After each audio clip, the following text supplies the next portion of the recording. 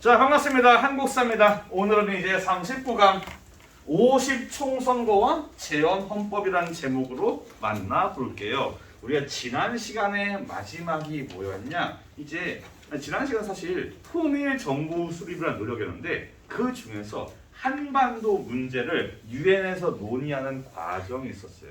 그 결과 유엔 소총회에서 선거 감시가 가능한 지역에서 총선거를 실시한다고 결정이 되었습니다. 이 유엔 소총회의 결의 사항에 따라서 실시되는 우리 민족 최초의 선거가 50 총선거예요. 자, 근데 들어가기에 앞서 여러분들이 시험과는 직접적으로 관련이 없지만은 우리가 현대사를 배울 때 반드시 알아줘야 되는 개념들이 있습니다. 바로 선거와 관련된 겁니다. 자, 일단 현재 대한민국은 선거를 총 3종류를 실시합니다. 알고 계시려나 보겠습니다. 자, 먼저 지방선거가 있어요. 지방선거에서는 누굴 뽑을까요? 혹시 아시는 분? 지방의회 의원과 지방자치단체장을 선출합니다. 그렇죠. 지방 아, 단체장, 대표적으로 시장, 구청장. 글씨 개판이네요. 뭐 이해하시겠죠? 강서구청장, 서울시장 이런 사람들을 지방선거에서 뽑아요. 원래는 그 김영삼 정부 전까지는 마치 조선시대 지방관을 파견하듯이 중앙정부에 파견했는데 이제 이게 직선제로 바뀌었어요. 자, 다음 또 뭐있냐? 총선거. 흔히 이거를 총선이라고 합니다. 자, 총선은 여기 써있네. 누구냐? 국회의원이네.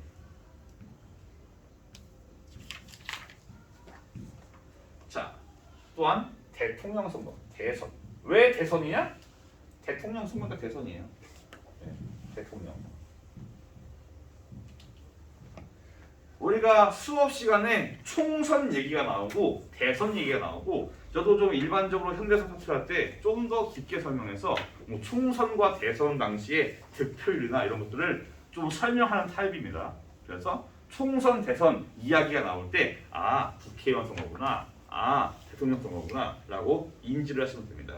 그러면 또 하나 좀 더 중요한 거, 요거는 여러분들이 현대사를 공부할 때 반드시 알아줘야 되는 기본 개념입니다. 무엇이냐? 대통령을 뽑을 때 어떻게 뽑느냐에 대한 두 가지입니다. 직접 선거와 간접 선거가 있어요. 직접 선거는 줄여서 직선제, 간접 선거는 줄여서 간선제. 제가 수업 시간에 일반적으로 직선제와 간선제라고 표현을 하는데 그때는 이렇게 이해하시면 돼요. 직선제는 국민들이 직접 뽑는구나. 간선제는 이 특정 집단이라고 쓴 이유가 뭐냐면 우리나라 현대 역사에 고정되어 있잖아요. 어느 때는 국회가 뽑고 어느 때는 또 다른 집단이 있어요. 별도의 집단에서 대통령을 선출하는 경우도 있었습니다. 그때 달라가지고 제가 특정 집단이라고 했어요. 이거를 우리가 왜 배워야 되고 수업 전에 이거를 제가 왜 여러분께 말씀을 드리냐? 요게 우리 현대사에서 정말 많이 바뀝니다. 특히 우리 현대사는 크게 본다면은 독재 정권에 맞서가지고 우리가 민주화 운동을 하면서 우리의 손으로 정치에 참여하기 위한 민주주의를 반영하기 위한 그런 노력들이 우리 현대사에 있는데 독재 정권은 자기의 독재를 유지하기 위해서 헌법을 지 마음대로 바꾸면서 요거를 왔다 갔다 해요. 내가 볼 때 내가 인기가 좋아. 그럼 직선제입니다. 안 될 것 같은데? 간선제예요. 그런 식으로 지 마음대로 바꾸는 경우가 이승만 정부 시기와 박정희 정부 시기에 많았습니다. 그래서 지금 일단 이런 걸 알아두시면은 나중에 박정희 정부 시기와 이승만 정부 시기에 독재에 대해 설명할 때 선생님 직선제가 뭐예요? 이런 질문 하지 않도록 제가 미리 설명을 드립니다. 현재 거의 우리는 직선제입니다. 이건 당연한 거예요.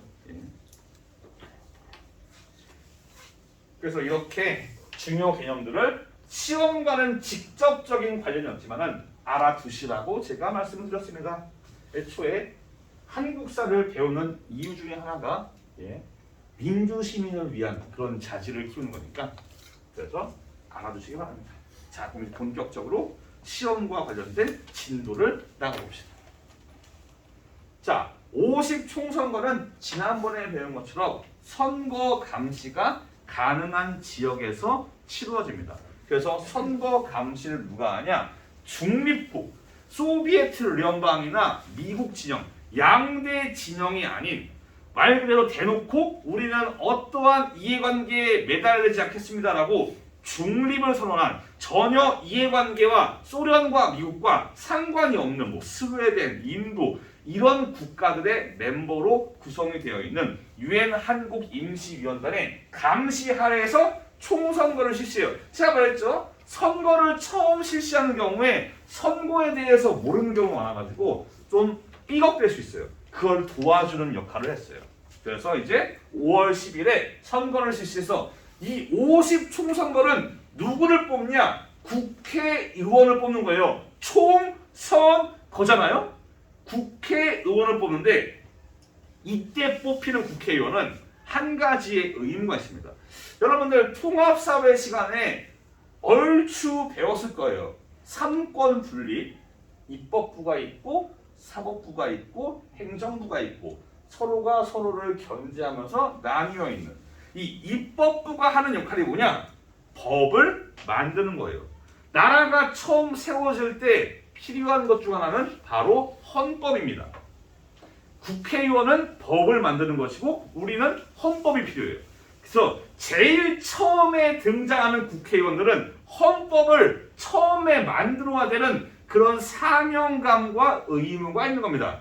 그래서 이때 선출된 사람들을 특별히 재헌의회, 재헌국회의원이라고 따로 언급을 해요. 따로 별도로 재헌의회 의원이라고. 그 정도로 다른 국회의원과는 다른 의무와 사명감이 존재했습니다. 앞서 제가 수업 시간에 설명한 것처럼 또는 유엔 총회에서 결정한 것처럼 인구 비례에 따른 선거가 결정이 됩니다. 선거구도 인구 비례에 맞춰서 한반도 남쪽에 200석, 인구가 많으니까. 한반도 북쪽은 100석, 이렇게 세팅을 해요. 이에 대해서 소련이 반발을 한다고 했죠. 근데 100석을 일단 설정을 해놔요. 나중에 혹시 소련이나 북쪽에서 마음을 고쳐먹고 우리 선거에 참여할게요 라고 할 경우를 대비해서 자리를 미리 만들어 놓습니다. 예약석을. 하지만 노수였죠. 호날두도 아니고 노수였어요. 그래서 이북의 100석은 만약에 선거가 북쪽에서 가능을 할 때 뽑자라고 여지를 남겨놨습니다. 자, 투표 대상은 누구냐? 21세 이상의 모든 국민입니다. 여성에 대한 차별 없고 돈에 대한 차별 없고 가림막을 가지고 우리가 비밀을 위해 내가 누구를 찍는지 알 수 없게 투표를 한 것입니다. 네. 나중에 이승만이 자기가 독재를 위해서 부정선거할 때는 참 기가 막혀요. 3인조 투표, 5인조 투표 3명에서 같이 가요. 투표한 다음에 서로 보여줘. 너 누구 찍었니? 누구 찍었니? 확인하고 넣어요. 이게 무슨 선거야? 참 이승만 정부 시기의 부정선거는 나중에 자세히 말할 기회가 있을 거예요. 우리의 시험 보면 아니지만은. 근데 이렇게 모든 사람들이 투표를 했고요. 단 선거에 참여하지 않는 사람들이 있어요. 요게 중요한 학습 포인트 중 하나입니다. 누가 참여하지 않냐? 통일 정부 수립을 요구하면서 단독 선거에 반대했던 김구와 김규식 등의 남북 협상파, 즉 임시정부의 과거 인사들은 여기에 참여하지 않아요. 선거에 투표에 참여하는 건 모르겠지만은 그들이 후보로 나오지를 않습니다. 또한 한반도 남쪽의 좌익의 대표 남조선 노동당의 박헌영도 참여하지 않습니다. 박헌영 등 좌익도 참여하지 않아요.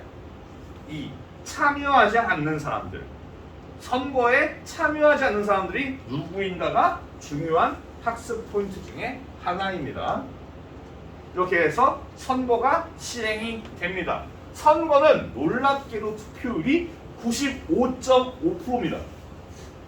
이게 뭐 북한처럼 그렇게 강제를 하거나 독재를 하거나 그런 게 아니에요. 당시에 처음 실시되는 선거에 대해서 우리 국민들, 대한민국 국민들이 열의가 높았던 겁니다. 우리의 손으로 투표한 거에 대해서 열망들이 많았어요. 지금 우리가 반성을 해야 되는 부분이에요. 우리는 지금 투표율이 50 미만이야. 안 하고 놀러 갑니다.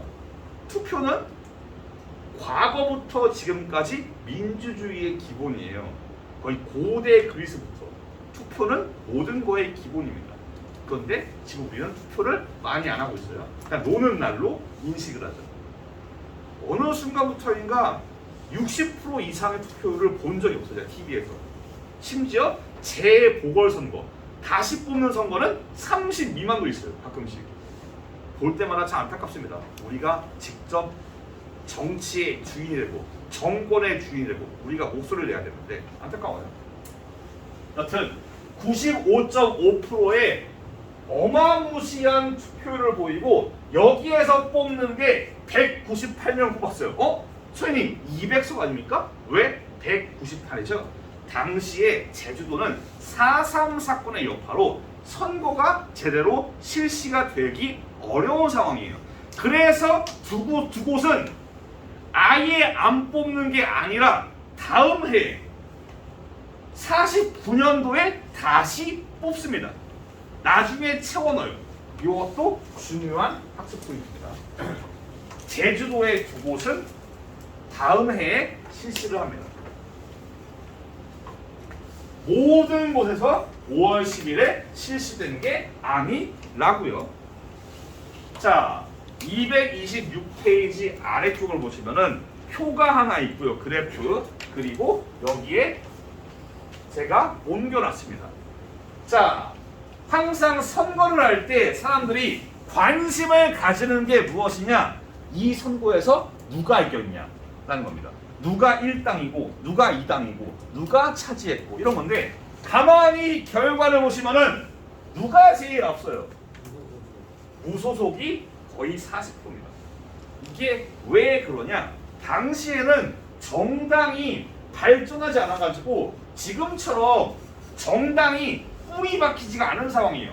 단체가 겁나 많고 사람도 겁나 많고 거기에 더해서 당시에 거의 양당이나 마찬가지였던 김구 세력, 임시정부 과거의 인사들, 인지도가 높았던 독립운동가들이 여기에 대거 참여하지 않으면서 아무래도 표가 많이 갈린 겁니다.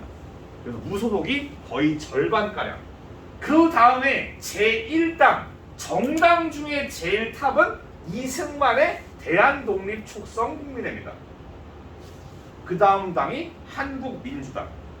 다음은 지청천의 대동청년당, 이범석의 조선민주청년당 등 여러 당들이 있습니다. 일단 제1당은 이승만이 차지를 했어요. 이 여파는 아까 말한 것처럼 남북협상파가 빠졌기 때문에 인지도가 남북협상파, 과거 임시정부 요인들의 인지도를 무시하지 못해요. 근데 너무 주무시는데요, 저기요. 얘들아, 일어나렴. 이렇게 해서 1당으로 이승만이 먹었고 국회의원들이 선출돼서 모인 자리에서 이 국회를 이끌 의장을 부르는데 그게 이승만입니다. 이승만이 국회의원으로 당선이 되어서 국회를 이끄는 겁니다. 이 선거 관라 여당은 226페이지의 왼쪽을 보시면은 설명이 써있죠. 기호가 기호 1번, 2번, 3번 아라비아 숫자라던가 가, 나, 다 이게 아니라 짝대기예요. 짝대기 한 개, 짝대기 두 개. 왜냐? 당시에는 문맹률이 많아가지고 글자를 못 읽는 경우가 많았어요. 기호를 한자로 쓰든 한글로 쓰든 잘 모르는 경우가 많아가지고 이렇게 짝대기로 했고요. 사람 이름도 그래요. 한자 옆에 한글이 돼 있어요. 사진도 있고요. 그 당시에 사람들이 투표를 편리하게 하기 위해서 많은 장치들이 되어 있어요. 아무래도 처음 실시되는 선거니까 이런저런 장치들을 많이 마련한 겁니다. 그래서 이렇게 이승만이 당선이 됐고요. 이제 헌법을 정하면서 여러 가지를 정해요. 국회에서 재헌국회에서 뭘 정하냐? 일단 우리의 국호는 대한민국이다 정하고 우리의 깃발도 태극기이다 또 정해요. 또한 헌법을 통해서 어떤 원칙을 만드냐? 삼권 분립. 아까 말했잖아요. 입법, 사법, 행정이 나뉘어 있는. 그리고 정치의 주권, 국가의 주권은 국민에게 있다. 국민 주권 원칙도 여기에서 헌법에서 제시를 합니다. 그리고 이 정치 구조는 대통령이 맨 위에 있는 대통령 중심제입니다.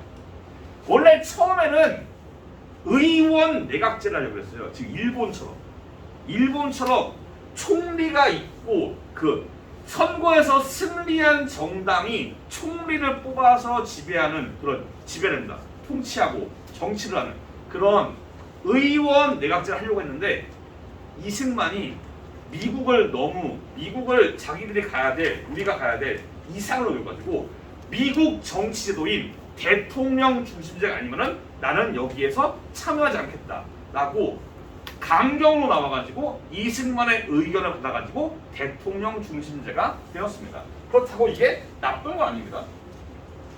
의원 내각제랑 대통령제 나름대로의 장단점이 있어요. 다만 의원 내각제의 경우가 과연 진정한 민주주의인가? 지금 일본 보세요. 일본 같은 경우는 사실 그러니까 일본은 선거를 할 때 룰이 있어요. 투표를 할 때 후보자의 이름을 적어야 됩니다. 정남준, 나카무라 모시기 이런 식으로 적어야 됩니다. 안 적으면은 무효표입니다. 그래서 그 복잡한 한자를 다 써야 되는 겁니다. 그 사람을. 참 복잡해요. 투표를 쉽게 하기 위한 장치가 많이 안 되어 있어요. 일본은. 자, 여튼 그래서 재헌헌법이 이렇게 제정이 되고요. 이 재헌의회에서 대통령 선출 방식을 정합니다. 뭐냐? 간선제입니다. 간선제예요. 간접선거라. 재헌 국회의원들이 투표를 통해서 대통령을 선출하는 방식입니다. 요거는 알아두시는 게 좋습니다. 또 하나, 국회의원의 임기는 원래 4년이에요. 이 당시에 정하게 4년인데 재헌 국회의원은 2년입니다. 얘들은 헌법 제정을 위한 의무가 있기 때문에 헌법만 제정하고 2년 동안 만든 다음에 얘들만 한해서 재헌 국회의원 한정해서 2년이에요. 그러니까 다음 선거는 언제냐? 자, 1948년에 선거를 했어요. 1대 선거. 그럼 그 다음 선거 언제일까요? 1950년입니다. 2년이라고요. 재헌국회의원이 2년이에요. 그래서 6.25 전쟁 전에 50년 5월 달에 2대 총선이 있는 거예요. 왜냐면 얘들은 2년이에요. 임기가 2년이라고요. 얘들만. 지금 있는 그 기회는 다 들어요. 아니. 계속 뽑죠.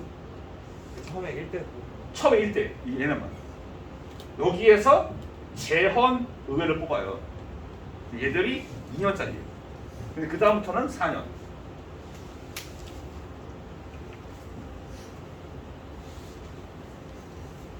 그래서 이 재헌 국회의원들이 대통령을 뽑았다고요. 그럼 대통령을 누가 뽑냐? 대통령은 이승만이 됩니다. 이거는 다음 시간에 배울 대한민국의 정부 수립과 겹치는 부분이 있습니다. 사실상 수업 내용은 끝났고 227페이지의 헌법을 좀 살펴볼게요. 글씨가 안 보이시는 분들은 아마 안 보일 거예요. 책을 참고하시면 됩니다.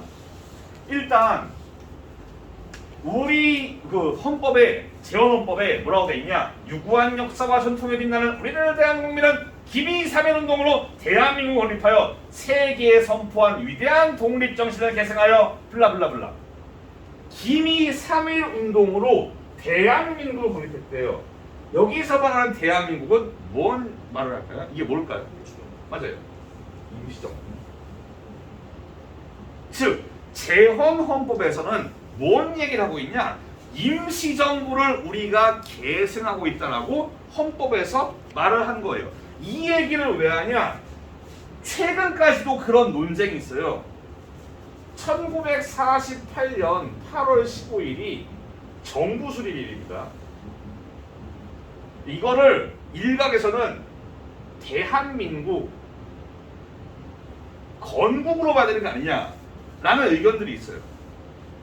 사실 이 대한민국 건국이라 볼 때는 뭘 부정하냐? 임시정부를 부정하는 거예요.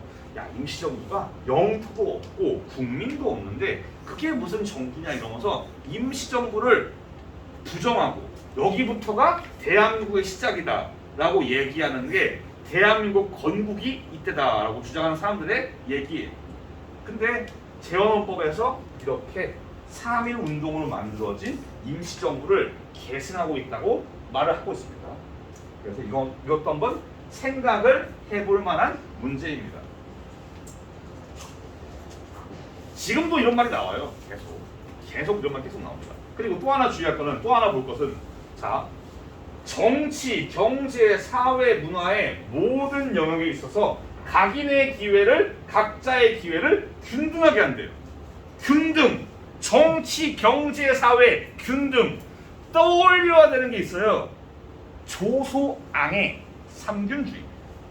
정치와 경제와 교육의 균등. 그러니까 삼균주의적인 요소가 여기에 포함되어 있고, 즉 대한민국 임시정부의 건국 강령이나 그 당시 여러 단체들의 건국의 독립의 노력들이 반영이 된 결과입니다.